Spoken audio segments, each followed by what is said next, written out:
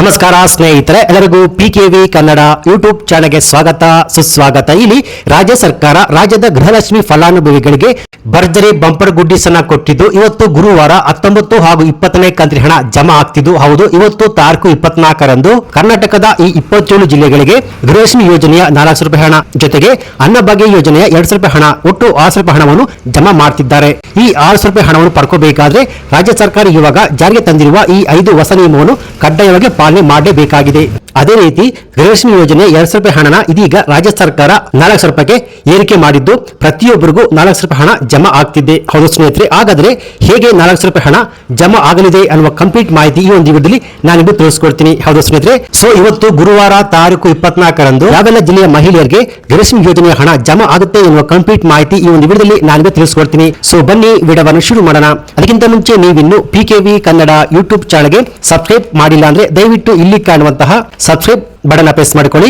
ಹಾಗೆಯೇ ಪಕ್ಕದೇ ಬರುವಂತಹ bell button ಒತ್ತಿ. ಸೊ ನಾನು ಯಾವುದೇ ಒಂದು ವಿಡಿಯೋವನ್ನು ಅಪ್ಲೋಡ್ ಮಾಡಿದಾಗ ನೀವು ನೋಡಬಹುದು. ಹೌದು ಸ್ನೇಹಿತರೆ, ಗೃಹಲಕ್ಷ್ಮಿ ಹಾಗೂ ಅನ್ನಭಾಗ್ಯ ಯೋಜನೆಯ ಪ್ರತಿಯೊಬ್ಬ ಫಲಾನುಭವಿಗಳಿಗೆ ಈಗ ರಾಜ್ಯ ಸರ್ಕಾರದಿಂದ ಭರ್ಜರಿ ಬಂಪರ್ ಗುಡ್ಡಿಸನ್ನ ಕೊಟ್ಟಿದ್ದು, ಪ್ರತಿಯೊಬ್ಬರಿಗೂ ರಾಜ್ಯ ಸರ್ಕಾರ 6,000 ರೂಪಾಯಿ ಹಣವನ್ನು ಜಮಾ ಮಾಡ್ತಿದ್ದಾರೆ.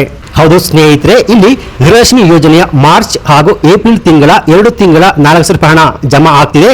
ಅದೇ ರೀತಿ ಅನ್ನಭಾಗ್ಯ ಯೋಜನೆಯ ಬಾಕಿ ಇದ್ದ 5 ತಿಂಗಳ ಹಣ 2,000 ರೂಪಾಯಿ ಹಣ, ಒಟ್ಟು 6,000 ರೂಪಾಯಿ ಹಣ ಈ 27 ಜಿಲ್ಲೆಯ ಪ್ರತಿಯೊಬ್ಬ ಫಲಾನುಭವಿಗಳಿಗೆ ಇವತ್ತು ಏಪ್ರಿಲ್ 24ರಂದು ರಾಜ್ಯ ಸರ್ಕಾರ ಜಮಾ ಮಾಡ್ತಿದ್ದಾರೆ. ಈ 6,000 ರೂಪಾಯಿ ಹಣ ನಿಮ್ಮ ಬ್ಯಾಂಕ್ ಖಾತೆಗೆ ನೀವು ಪಡ್ಕೋಬೇಕಾದ್ರೆ ಪ್ರತಿಯೊಂದು ಫಲಾನುಭವಿಗಳು ರಾಜ್ಯ ಸರ್ಕಾರದ ಈ 5 ಹೊಸ ನಿಯಮವನ್ನು ಪಾಲಿಸಿದ್ರೆ ಮಾತ್ರ ನಿಮ್ಮ ಖಾತೆಗೆ 6,000 ರೂಪಾಯಿ ಹಣ ನಿಮ್ಮ ಬ್ಯಾಂಕ್ ಖಾತೆಗೆ ಜಮಾ ಆಗುವಂತದ್ದು. ಸೊ ಒಂದು ವೇಳೆ ಈ 5 ಹೊಸ ನಿಯಮವನ್ನು ನೀವು ಪಾಲಿಸಿಲ್ಲ ಅಂದ್ರೆ ನಿಮ್ಮ ಬ್ಯಾಂಕ್ ಖಾತೆಗೆ ಈ 6,000 ರೂಪಾಯಿ ಹಣ ಜೊತೆಗೆ ಮುಂದೆ ಬರುವಂತಹ ಗೃಹಲಕ್ಷ್ಮಿ ಯೋಜನೆ ಯಾವುದೇ ಕಂತುಗಳ ಹಣ ನಿಮ್ಮ ಬ್ಯಾಂಕ್ ಖಾತೆಗೆ ಜಮಾ ಆಗುವುದಿಲ್ಲ. ಸೊ ಇಲ್ಲಿ ರಾಜ್ಯ ಸರ್ಕಾರ ಸುಮಾರು 1,20,000 ಮಹಿಳೆಯರಿಗೆ ಈ ಬಾರಿ ಮಾರ್ಚ್ ಹಾಗೂ ಏಪ್ರಿಲ್ ತಿಂಗಳ ಹಣವನ್ನು ಕ್ಯಾನ್ಸಲ್ ಮಾಡಿರುವಂತದ್ದು. ಸೊ ಬನ್ನಿ ಸ್ನೇಹಿತರೆ, ಇವಾಗ ರಾಜ್ಯ ಸರ್ಕಾರ ಜಾರಿಗೆ ತಂದಿರುವ ಆ 5 ಹೊಸ ನಿಯಮಗಳು ಏನು ಅಂತ ತಿಳಿದುಕೊಳ್ಳೋಣ. ಸೊ ಇಲ್ಲಿ ಗೃಹಲಕ್ಷ್ಮಿ ಯೋಜನೆಯ ಹಣ ಇನ್ನು ಮುಂದೆ 4,000 ರೂಪಾಯಿ ಹಣ ಬರುತ್ತೆ ಅಂತ ಹೇಳಿದ್ರು.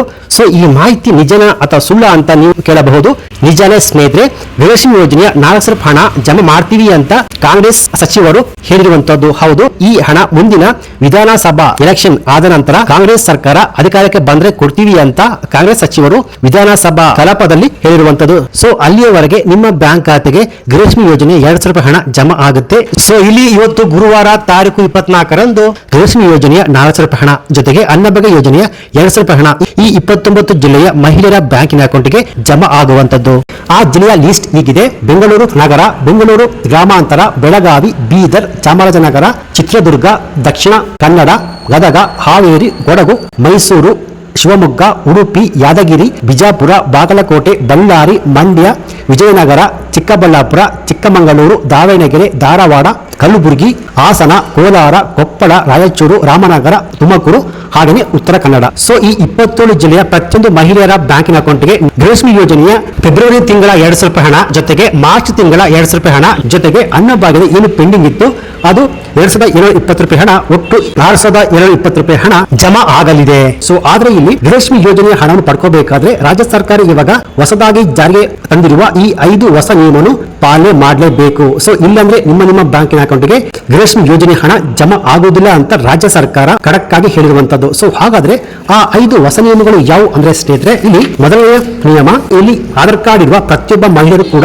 ತಮ್ಮ ಆಧಾರ್ ಕಾರ್ಡ್ ಅನ್ನು ರೇಷನ್ ಕಾರ್ಡ್ ಆಗಿನ ಬ್ಯಾಂಕಿನ ಅಕೌಂಟ್ಗೆ ಲಿಂಕ್ ಮಾಡಬೇಕು. ಹಾಗೆಯೇ ಆಧಾರ್ ಕಾರ್ಡ್ಗೆ ಮೊಬೈಲ್ ನಂಬರ್ ನ ಲಿಂಕ್ ಮಾಡಬೇಕು. ಯಾಕೆಂದ್ರೆ ರಾಜ್ಯ ಸರ್ಕಾರ ಡಿಬಿಟಿ ಮೂಲಕ ಮಹಿಳೆಯರ ಅಕೌಂಟ್ಗೆ ಹಣವನ್ನು ಜಮಾ ಮಾಡುವುದರಿಂದ ತಮ್ಮ ಆಧಾರ್ ಕಾರ್ಡ್ಗೆ ಲಿಂಕ್ ಆಗಿರುವಂತಹ ಮೊಬೈಲ್ ನಂಬರ್ ಮೂಲಕವೇ ರಾಜ್ಯ ಸರ್ಕಾರ ಡಿಬಿಟಿ ಮೂಲಕ ಮಹಿಳೆಯರ ಅಕೌಂಟ್ಗೆ ಹಣ ಜಮಾ ಆಗುವಂತದ್ದು. ಸೊ ಆ ಮೊಬೈಲ್ ನಂಬರ್ ಯಾವ ಬ್ಯಾಂಕಿನ ಅಕೌಂಟ್ಗೆ ಲಿಂಕ್ ಆಗಿದೆಯೋ ಆ ಬ್ಯಾಂಕಿನ ಅಕೌಂಟ್ಗೆ ನೇರವಾಗಿ ಡಿಬಿಟಿ ಮೂಲಕ ಹಣ ಜಮಾ ಆಗುವಂತದ್ದು. ಸೊ ಯಾವ ಮಹಿಳೆಯರ ಮೊಬೈಲ್ ನಂಬರು ಆಧಾರ್ ಕಾರ್ಡ್ ಮತ್ತೆ ಬ್ಯಾಂಕಿನ ಅಕೌಂಟ್ಗೆ ಲಿಂಕ್ ಆಗಿಲ್ವೋ ಅವರಿಗೆ ಗೃಹಲಕ್ಷ್ಮಿ ಯೋಜನೆ ಹಣ ಜಮಾ ಆಗುವುದಿಲ್ಲ ಸ್ನೇಹಿತರೆ. ಎರಡನೇ ನಿಯಮ ಏನಪ್ಪಾ ಅಂದ್ರೆ ರೇಷನ್ ಕಾರ್ಡ್ ಮತ್ತೆ ಆಧಾರ್ ಕಾರ್ಡ್ ಲಿಂಕ್. ಹೌದು ಸ್ನೇಹಿತರೆ, ಇಲ್ಲಿ ರೇಷನ್ ಕಾರ್ಡ್ ನ ಮುಖ್ಯಸ್ಥೆಯ ಆಧಾರ್ ಕಾರ್ಡ್ ರೇಷನ್ ಕಾರ್ಡ್ಗೆ ಲಿಂಕ್ ಆಗಿದ್ರೆ ಸಾಕಾಗುವುದಿಲ್ಲ. ಹೌದು, ರೇಷನ್ ಕಾರ್ಡ್ ನಲ್ಲಿ ಇರುವ ಪ್ರತಿಯೊಬ್ಬ ಸದಸ್ಯರ ಆಧಾರ್ ಕಾರ್ಡ್ ಕಡ್ಡಾಯವಾಗಿ ರೇಷನ್ ಕಾರ್ಡ್ಗೆ ಲಿಂಕ್ ಆಗಿರಲೇಬೇಕು. ಸೊ ಹೌದು ಸ್ನೇಹಿತರೆ, ಇಲ್ಲಿ ರೇಷನ್ ಕಾರ್ಡ್ ಮುಖ್ಯಸ್ಥೆಯ ಆಧಾರ್ ಕಾರ್ಡ್ ರೇಷನ್ ಕಾರ್ಡ್ಗೆ ಲಿಂಕ್ ಆಗಿದ್ರೆ ಸಾಕಾಗುವುದಿಲ್ಲ.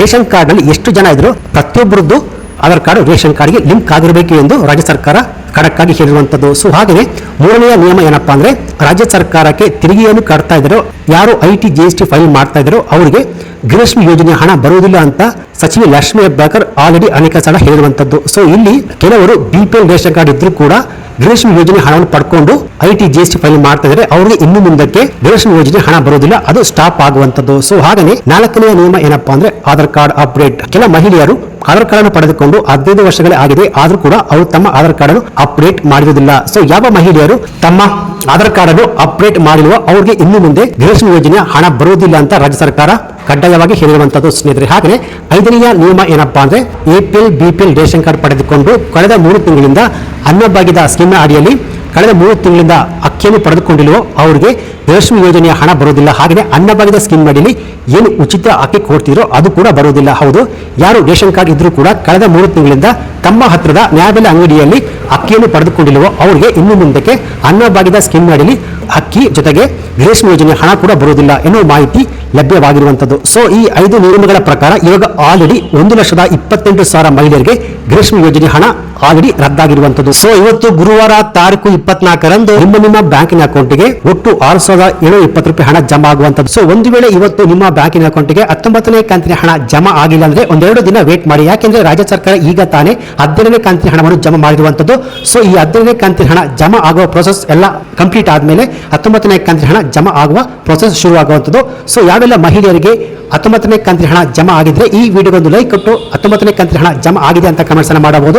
ಒಂದು ವೇಳೆ ಜಮಾ ಆಗಿಲ್ಲ ಅಂದ್ರೆ ಈ ವಿಡಿಯೋಗೊಂದು ಲೈಕ್ ಕೊಟ್ಟು 19ನೇ ಕಂತಿನ ಹಣ ಜಮಾ ಆಗಿಲ್ಲ ಅಂತ ಕಮೆಂಟ್ಸ್ ಅನ್ನು ಮಾಡಬಹುದು. ಸೊ ಇದಾಗಿತ್ತು ಇವತ್ತಿನ ಗೃಹಲಕ್ಷ್ಮಿ ಯೋಜನೆಗೆ ಸಂಬಂಧಪಟ್ಟಂತೆ ಬಂದಿರುವ ಲೇಟೆಸ್ಟ್ ಅಪ್ಡೇಟ್ಸ್ ಮಾಹಿತಿ. ಸೊ ಈ ಮಾಹಿತಿ ನಿಮಗೆ ಇಷ್ಟ ಆಗಿದ್ರೆ ಈ ವಿಡಿಯೋಗೊಂದು ಲೈಕ್ ಕೊಟ್ಟು ಈ ವಿಡಿಯೋವನ್ನು ಗೃಹಲಕ್ಷ್ಮಿ ಯೋಜನೆಯ ಹಣವನ್ನು ಪಡೆಯುತ್ತಿರುವ ಎಲ್ಲ ಮಹಿಳೆಯರಿಗೆ ನಿಮ್ಮ ಫೇಸ್ಬುಕ್ ವಾಟ್ಸ್ಆಪ್ ಮೂಲಕ ಶೇರ್ ಮಾಡಿ. ಹಾಗೆ ಇದೇ ರೀತಿಯಾದ ಸರ್ಕಾರಿ ಉಪಯುಕ್ತ ಮಾಹಿತಿಗಳಿಗೆ ಕೂಡಲೇ PKV Kannada YouTube channel subscribe ಮಾಡಿ, ಸಪೋರ್ಟ್ ಮಾಡಿ. Thanks for watching.